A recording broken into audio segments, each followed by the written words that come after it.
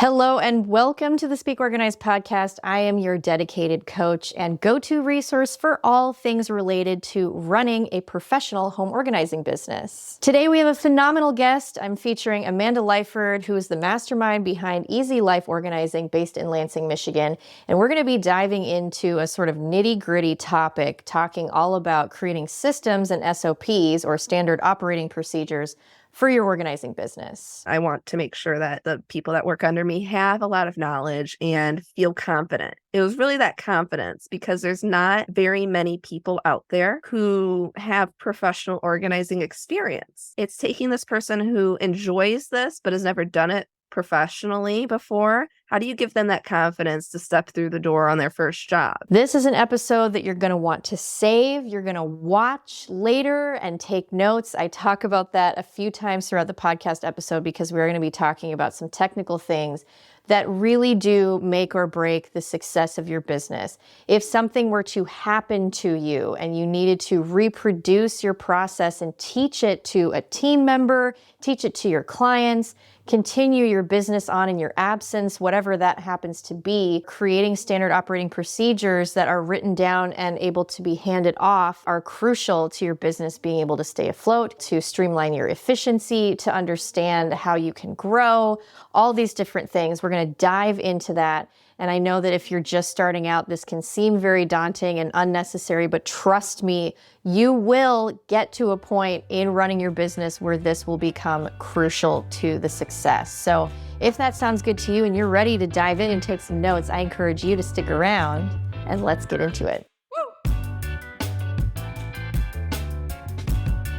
What's up, fam? And again, welcome to the Speak Organized podcast. I'm your host, Melanie Summers, professional organizer, decluttering expert, and ADHD organizing specialist. I like to speak organized to give you the tools to conquer your clutter, live life with more purpose, and learn all about the business of tidying. However you're here today, I'm happy to have you. Go ahead and make sure you grab that device and tap the subscribe button there, and that will make you an honored member of the Speaker Fam. If you're listening to this podcast on your favorite podcast platform, you can leave us a rave 5-star review. It would really help the channel out. I would be so grateful. And if you're watching on YouTube, you can give us a big old thumbs up and tap that notification bell so you're notified whenever I post new content every single week. If you're just getting started and wondering where to turn to get your questions answered, come join my free Facebook group. We have about 1,300 members in there and growing every single month, and people are standing by ready and waiting to help jump in and support you on your journey. That link will be down in the description of the video and the podcast show notes. Now, this episode definitely falls into the leveling up your business category of topics that I feature on the Speak Organized podcast, because I don't want to shy away from the more technical nitty-gritty stuff. I want to show you exactly what it takes to run a professional organizing company and get past the initial questions of how do I price and should I have an LLC and how do I run a consultation.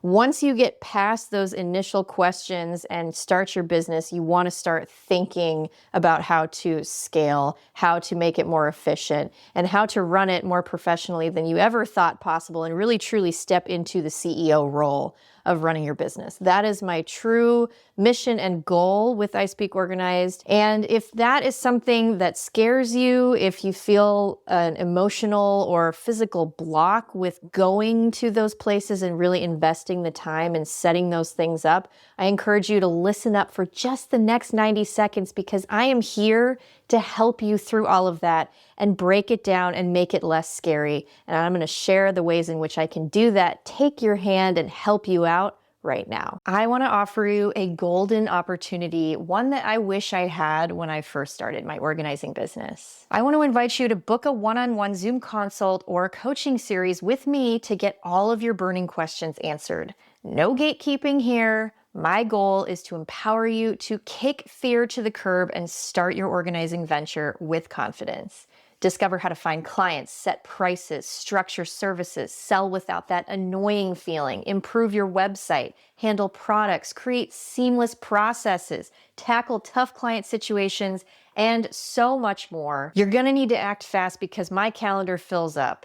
So visit the link in the description or the podcast show notes to book your call today. I can't wait to speak organized with you. And if you need those important forms for onboarding your clients, including the essential client agreement, I've got you covered. Save weeks of design with my Pro Organizer Forms pack. You can choose from starter or premium, and they're customizable templates in a free Canva account. Just edit the text to fit your needs and add your branding touches. Use the code YTPRO8 for an exclusive discount at checkout. Get ready to ask and receive those 5-star reviews that will boost your ranking on Google. And if social media seems daunting and makes you want to pull your hair out, then I invite you to join my class. Master a year's worth of content in 1 hour and post consistently with just 2 days of work monthly for real, and learn what really attracts clients.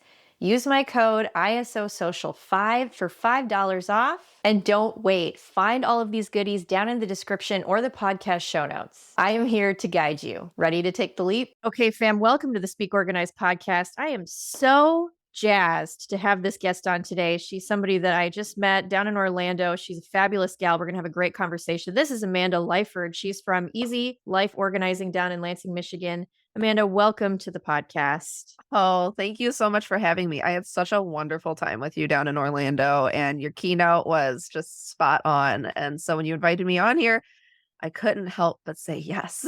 Yes, and that's what we love. Yes, and I enjoyed listening to your keynote as well. It was so fun to get to learn something new from everybody. And I just did a review of my experience at ASPO in my last podcast episode. So, and I did talk quite a bit about that. So for anybody listening or watching today, go and check that out, because Amanda is one of the people that I got to meet down there. And can we just go back, please? Please. Let's just go. Because honestly, September was so nice that I can't even believe it was a month ago. Yeah. A month ago. Yeah. I just want to go back. There was so many amazing people. I got to connect with so many new people that I'd never met before. Mm-hmm. I got to, Amber, I joked with Amber from Arranged by Amber that me and her message a lot on Instagram. I'll ask her random questions. And I'm like, I'm the one that asks us all the really random questions. She's like, it's finally great to meet you in person. Isn't that awesome? Yeah, a lot of us have known each other online for years and never had a chance to actually meet in person until we actually bite the bullet and go down and do a convention or a conference like that. So it's really cool that we got to do that.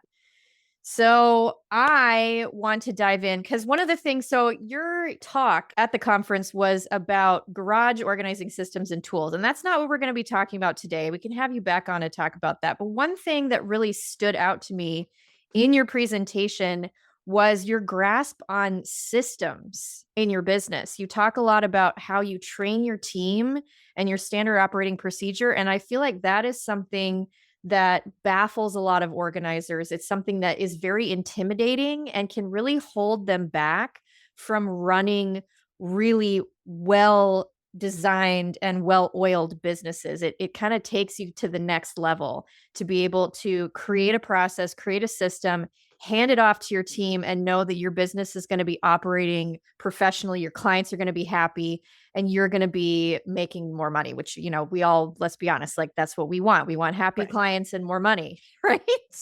That is my dream. Yes, that is what I strive for every single day.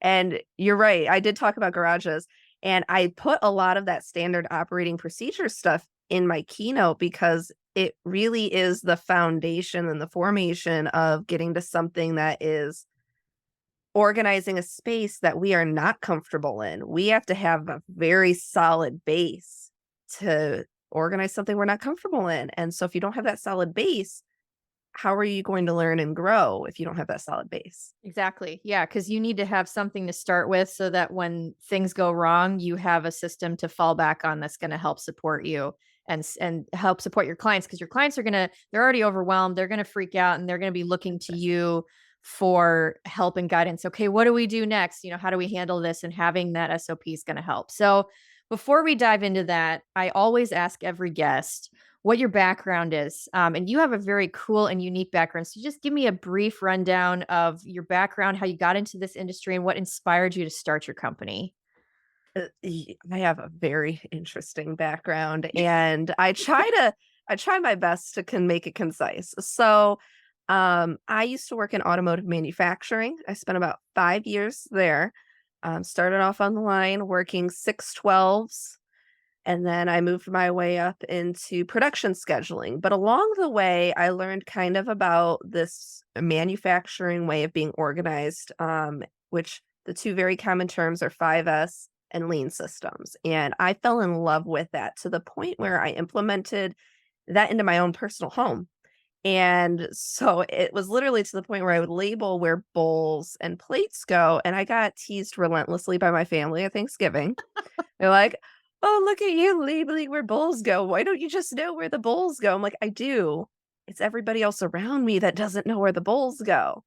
And so that combined with after I left that industry, I went to nonprofit. So I went from you have to be a robot to, hey, we're going to treat you like a person now. Mm. And I got a lot of people skills in that industry. I learned how to ask great questions, connect with people on not just a professional level, but a personal level, which is another thing we do as organizers. Mhm.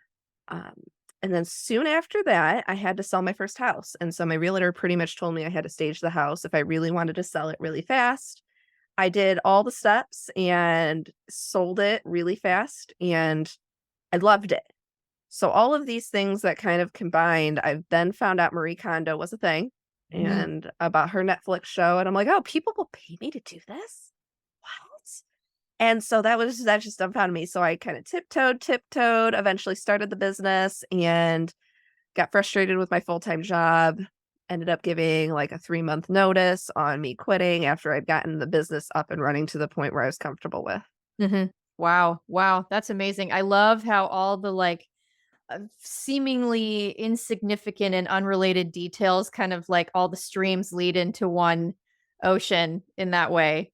Yeah, I've had to tell there was not this pivotal one moment for me that was like, "Oh, this is what I meant to do." It really was all these little things that after I took a step back, I'm like, "Wait a second, this works. This Mhm. works. I can do this." And so I take a lot of what I learned from 5S and Lean, from manufacturing, combine it with my people skills from nonprofit, and I've created an organizing business that's not only lean, that uses standard operating procedures, but also is very people focused. Yeah, yeah, that's brilliant. And it really just stands to the truth that organizing really is about your life. And it really does encompass so many different things from various aspects of life. And that's why it's so important. That's why we're here. So moving into talking about creating effective systems, we did kind of touch on that in the intro. We sort of know why it's important. One example that I give to people is you as the business owner, let's say that you get into a horrible accident of some kind and you are a visionary. You have all of these things in your mind. You know your process. You know what works. You know how to take a client from a state of overwhelm, chaos, chronic disorganization to a much better livable place. And in many cases, you're saving these people's lives and their sanities. And it really is that big of a deal. But let's say that something just unfortunate, heaven forbid, happens to you and you need to rely on other people and potentially build a staff to take the project on its own. So how do we do that? We do that with SOPs. So creating effective systems. So what steps did you take to develop an effective system that caters to your client specific needs and is going to help your staff operate? So, really, the first step in creating an SOP is to write down every step of this process. Write down every single step. So I have an SOP for consultations. I have an SOP for the planning side of everything. I have an SOP for on the job. So I have multiple ones because it's easier to break up into smaller bits. But write down every single bit. Who does things like when you start a consultation, for an example, how are you getting this lead? How soon after that are you calling them or are you texting them or are you emailing them? Okay, if you're emailing them, what are you emailing them? What is your template for that? Creating that template and working through that process. That way, it is its own process at the end. In addition to that, you'll also get to see where you're wasting precious time, where you're wasting your own personal time. Maybe you can streamline and make things more efficient if you just did this instead. Mhm. Um, So really writing every step down is the first thing. And sometimes that means go to a consultation with somebody. And then when you get home or in the car, write it down, everything you just did. You're like, that was the best consultation I've ever done. What did I do? Write it down right away Mhm. so that you know and you can keep replicating that process for yourself as well as if you have somebody else doing it. Right, right. And it's as simple as that to get started. What would you say? Is there a moment or a series of events that happened in starting your business that you realized, oh crap, I really need to be writing this down? Was there anything that happened that triggered that for you? I I have this random superpower of mine is having a lot of different knowledge of a lot of different things. Mhm. My team jokes with me that if Shannon doesn't know what something is, she'll ask Lexi. If Lexi doesn't know what it is, we ask Amanda. And that's the end of the line because Amanda knows what everything is, apparently. And I just have all this very random experience. So what happened is when I first started thinking about hiring a team member on, I have control problems and I want to make sure that the people that work under me have a lot of knowledge and feel confident. It was really that confidence because there's not very many people out there who have professional organizing experience. It's taking this person who enjoys this but has never done it professionally before. How do you give them that confidence to step through the door on their first job? Mhm. And creating these SOPs was incredibly important to do that and give them that confidence as well as give me some relief on my control problems. Yeah, yeah, and give you some time. I mean, that was the biggest thing for me hiring my first team member was giving me time to focus on doing some other things on the back end that I just simply didn't have time for. And that's one thing that I always tell my coaching clients is once you're in the business, it is extremely difficult to work on it and to grow it. And when you reach that ceiling where your head is up against the top and you need a way to break through, that's when you know you need to bring people on to help you. And this is the first step is creating that process, sitting down in the car afterwards and saying, this was the best way to do this. Let's write it down. So so now that we're kind of talking about SOPs, and for anybody that wasn't paying terribly close attention, SOP stands for Standard Operating Procedure.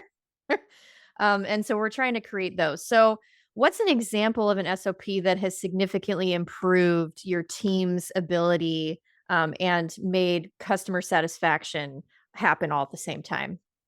Oh my gosh. So I could give probably a bunch of different experiences, but um if I had to choose one, it's probably my sorting procedure. So at my keynote, we talked about my 3M sorting system. And it really does streamline the sorting process and make the decision-making process for the clients a lot easier. Mhm. And most of us organizers already do it. I've just turned it into a standardized process that my team now is like, "Oh, this is how you do that. Mhm. I can do this now." And so, first step is major sort. When we're pulling things out and sorting things, we want to do a major sort of things, big, broad categories. For example, if we're in the bathroom, let's do hair products, dental, makeup, big, broad categories. After you've got your big, broad categories, we go into a minor category sort, which is maybe you're going to divide the makeup based on eyeliner, eyeshadow. You're doing littler piles. You're taking that one major category and dividing it into smaller categories. Mhm. And then occasionally, depending on the client and the space, we'll go into a micro category sort, which might mean, okay, here's all of our eyeliners, but let's sort all of our eyeliners by color now. Mhm. Yeah, really simple, and I appreciate the fact that you give it sort of like a catchy name, almost like a book title or something like that, because it kind of the acronym helps you remember what it is. I think that's an important tip to point out is when you're creating these things to make it fun and memorable so that you can call out that phrase and it triggers the process to happen, right? Oh, incredibly. And it's it became such an easy thing for the team to implement too. I thought they would be kind of abrasive to this idea of I'm giving you a standard operating procedure. I know we like to be creative and flexible, which we still are. We're still able to do. This is just the base of Mhm. what we do. So I constantly will say, hey, Shannon, I need you to major sort these things. And then Lexi, I need you to go behind her and start minor sorting this category and this category. And Mhm. they know exactly what I mean. And they just go.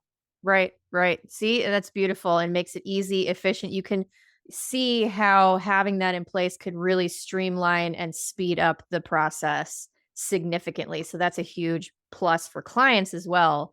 So, one thing that you just mentioned was obviously you want to leave room for customization and flexibility. So, let's talk about what that looks like. If you can think of a specific situation or like circumstance similar to what I'm asking, how do you balance the need for the standardized procedure with the need for custom solutions for individual clients? If there's something that happened on the job that was challenging, where you feel like you had to adapt to that change.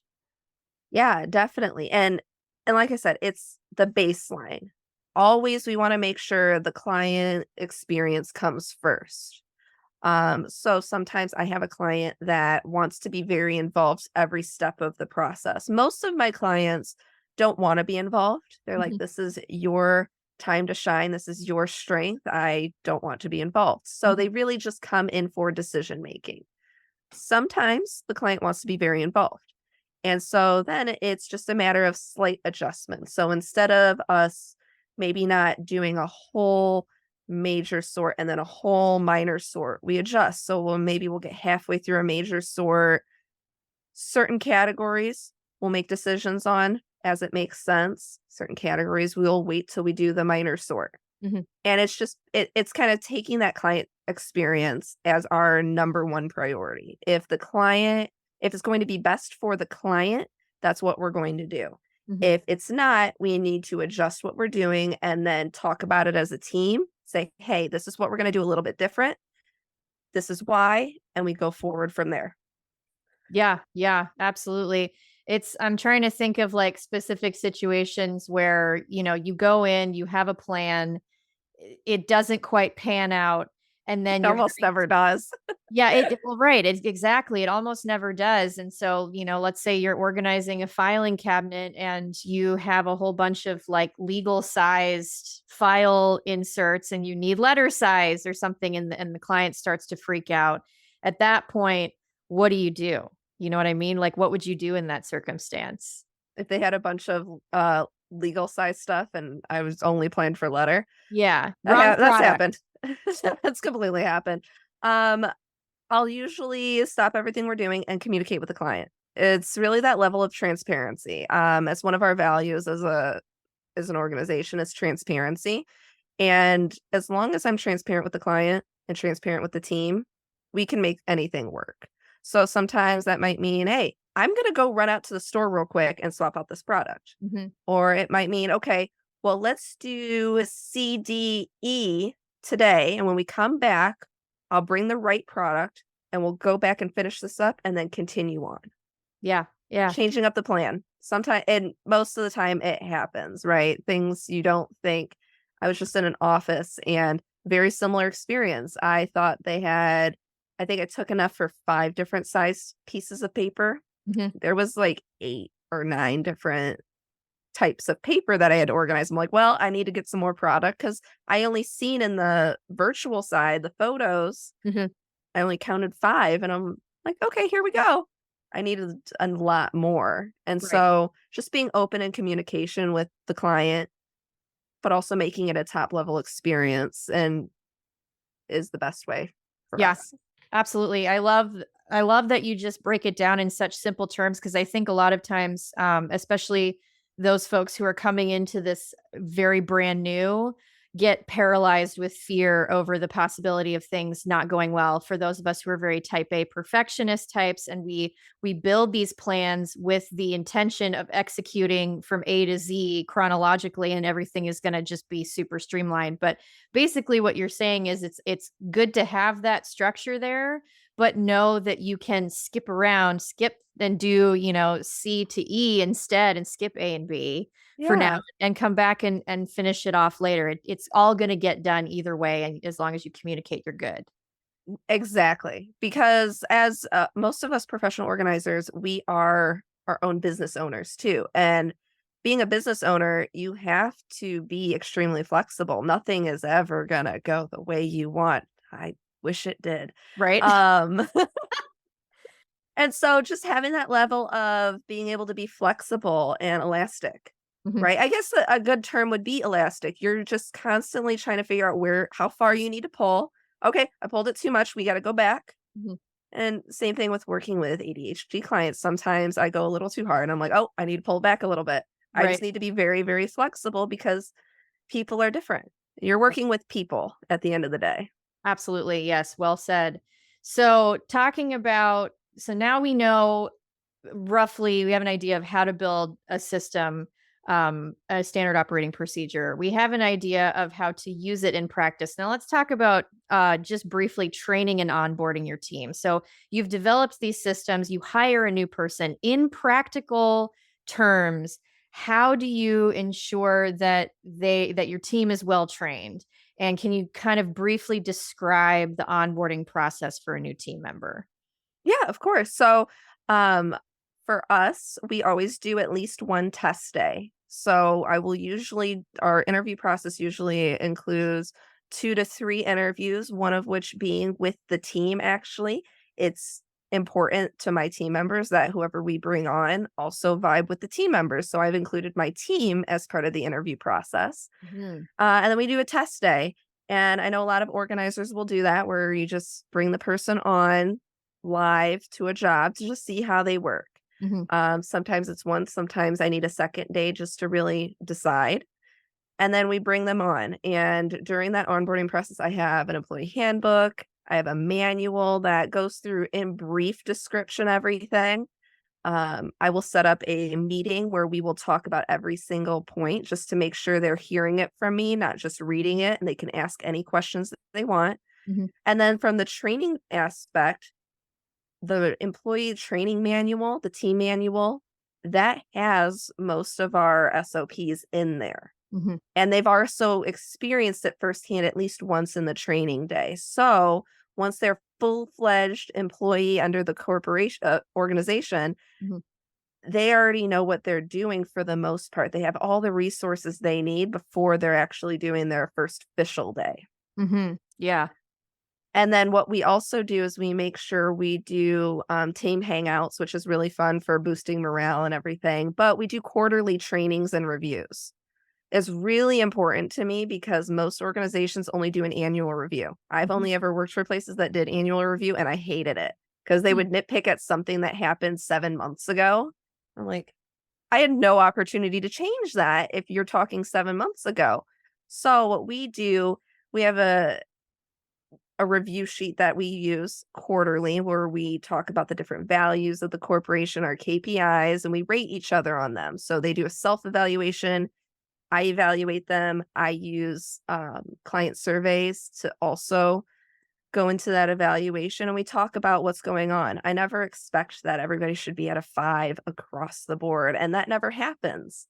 I have realistic expectations. I tell everybody if you are getting threes, that is your base job description. Anything above a 3 is above and beyond your base job description, and that's how we rate it.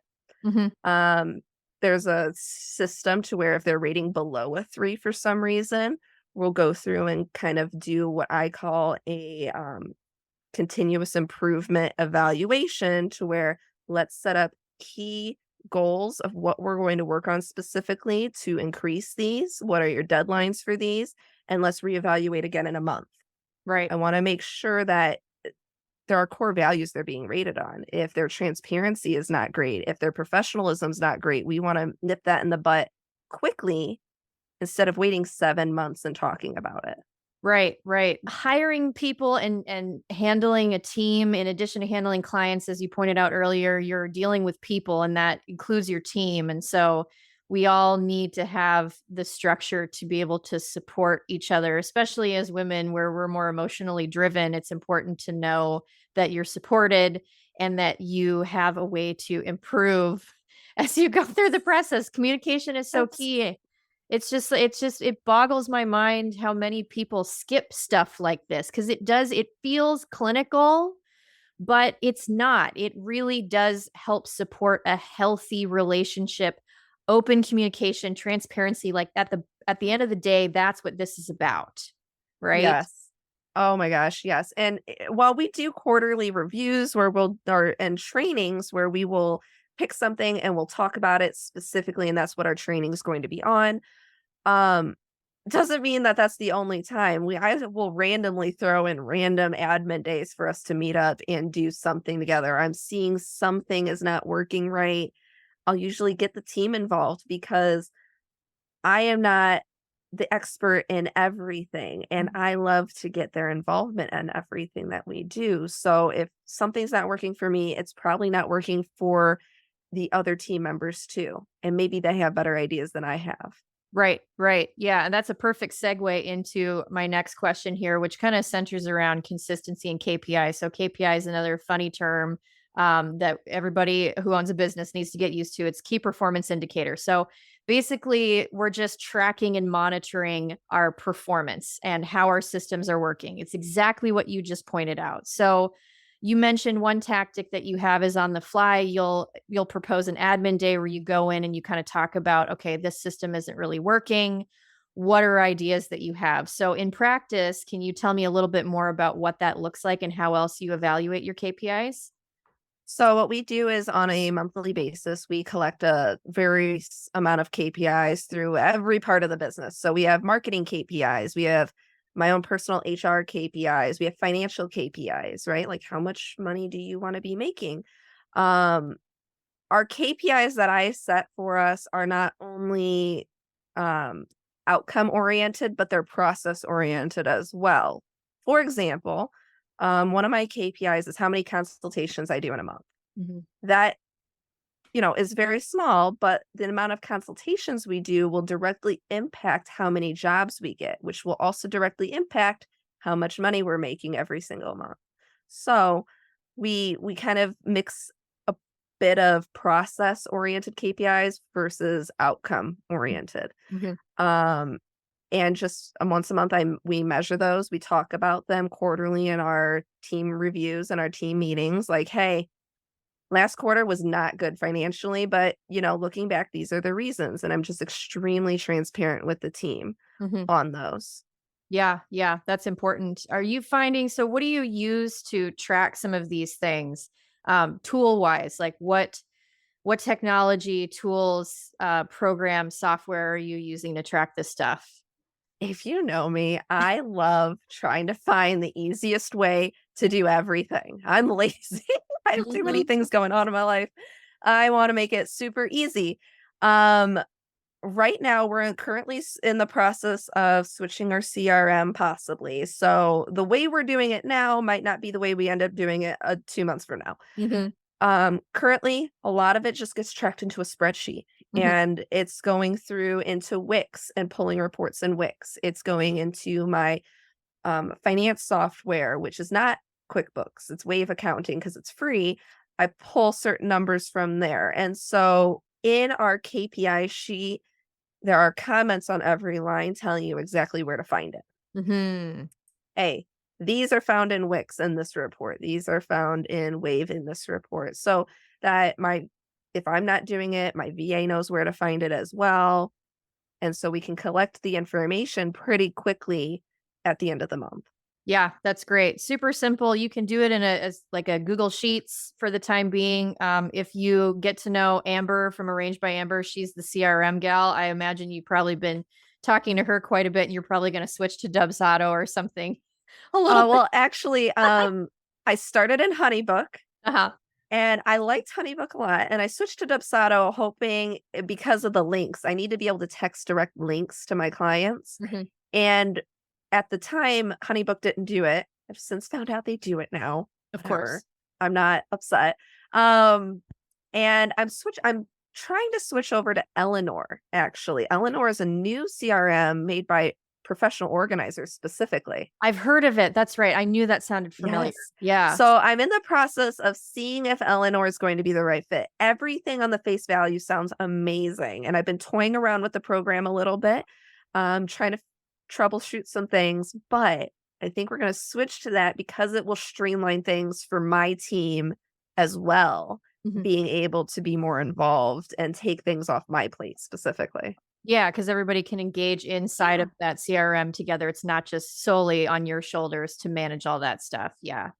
Oh, that sounds like such a dream. I've looked into it too. I've got so many other things in the backlog that I'm putting blinders on that one for now, but you know how it goes. I know how it goes. And honestly, if I have been looking for a system that did all of these things that Eleanor does, I've been looking for this perfect system for almost a year now. Mhm. I have tried almost every CRM you can think of, and I'm hoping this works out really well. Yes, I'll have to check back with you in like 6 months and see how that's going. Because I'm Oh, super fingers curious. crossed. Yes, fingers crossed. It's gonna be great. It's gonna be great, Amanda. I know it is.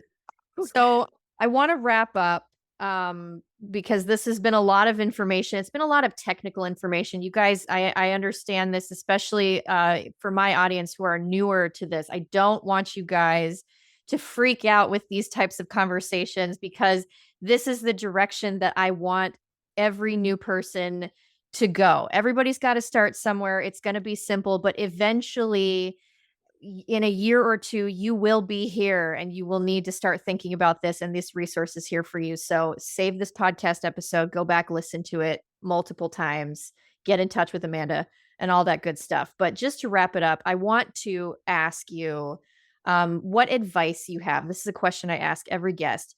Advice you have for aspiring or new organizers who are looking to start this business and want to develop these systems. They recognize that it's important. What's the first thing that you would advise them to do?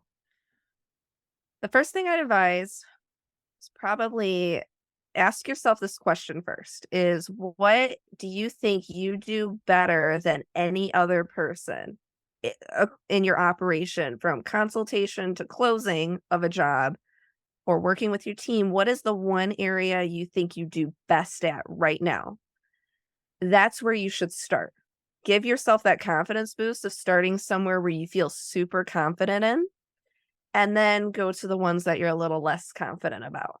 Mm-hmm. Okay. For me, I really loved the whole interaction with the team part. So in my training manual, I've got a crazy flow chart with details because my brain really liked the idea of making sure my team was really focused and organized. Coming up with the SOPs for, you know, marketing was less fun for me. And that was one of the last things we ended up doing. And I guess start where that is. And I guess a second tip is always be open to change. Mm-hmm. Can't tell you how many times I have changed and adjusted a lot of these SOPs because, oh, we found something better. We found a better way to word this. Maybe our marketing has slightly adjusted. We've niched down again. Look at everything again and just make sure that it's okay, but be flexible and start with something you're confident in. Beautiful. I think that is very well said. You don't have to write an entire training manual in one sitting. Just start with one section, something you know you're good at, and then start there and go from there. I love that. That's great advice. So, you've got a lot going on. You and I are very similar in that regard, and I just like I felt like I found my people, when I Yes. met you. So I want you to tell everybody all the stuff that you've got going on. I know you've got a podcast. You sell a lot of really cool products for other organizers. So please promote away. Tell us all the things so that we can Oh my find them. gosh. Okay. So I'm gonna do that. So one of the things I've come up with is I have basic category cards. So forget the sticky notes. On the job when you're doing the sorting, you know how you make all the sticky notes for all the different categories. Forget the sticky notes.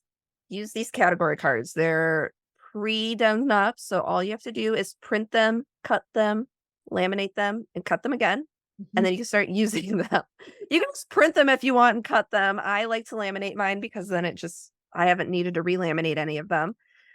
And what they do is they just replace the sticky notes. And I use a binder to keep them all organized with little pockets. And it really does make the sorting process easier and faster. And there's no duplicate piles because there is only one snacks label. Hmm. So there's not a snacks over here and a snacks over here because Lexi made another sticky note. There's none of that. So it really does make things faster. That is a free download on our website, as well as our hero category cards, which is specifically for the garage, which talks about a lot of tools and will give you very specific ways to organize the tools based on your certain situations. Sometimes using a pegboard makes sense. Sometimes using a bin might make sense for each of these items. But the hero cards go more in depth and they really help with somebody who doesn't know anything about tools. Hmm. On the website, I also have developed a line of shirts as well for professional organizers. So it will say sort, decide, organize on it. It's super cute and minimal. And I really just wanted a shirt that showed I was an organizer without saying it. I've got that. There's a fanny pack on there too that I drew the design for. That's just organizing related. My team members use those. I recently published my first children's book. It's called Feelings Monsters. And that is an emotional social thing that I've just always wanted to put together, but it's finally out. I author illustrated that. I'm currently working on a course right now for specifically garage organizing. My team members said that I should do a summit where I invite people to come and learn about garage organizing from me. They travel to me and Yes. do a workshop. I'm like, oh my God, that Yes. would be so cool.